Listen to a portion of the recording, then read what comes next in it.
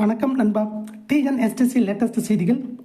போக்குவரத்து தொழிலாளர்களுக்கு ஊதிய ஒப்பந்தத்தை உடனே நிறைவேற்றுக ஜி.கே. வாசன் வலியுறுத்தல்.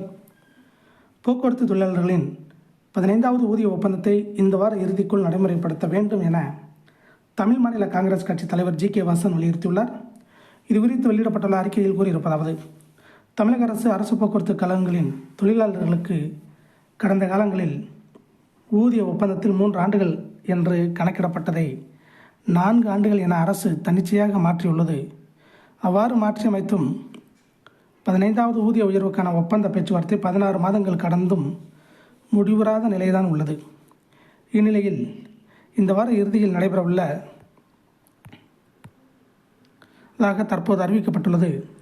இப்பேச்சுவார்த்தையில் சிறுபான்மை அளவிலான 13 சங்கங்கள் அடங்கிய பேச்சுவார்த்தை ஒரு நாளிலும், பெரும்பான்மை அளவிலான 73 சங்கங்கள் அடங்கிய பேச்சுவார்த்தை அடுத்த நாளிலும் நடத்தும் அரசின் நோக்கம் என்ன என்று தொழிலாளர்கள் கேள்வி எழுப்புகின்றனர்.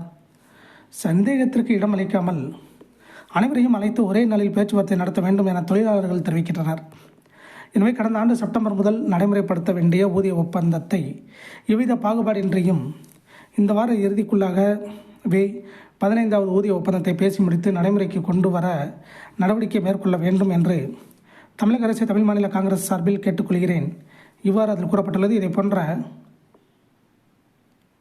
போக்குவரத்து துறை அப்டேட்டுகளை தெரிந்து கொள்ள நம்ம சேனல் சப்ஸ்கிரைப் பண்ணுங்கள், ஷேர் பண்ணுங்கள், லைக் பண்ணுங்கள். நன்றி, வணக்கம்.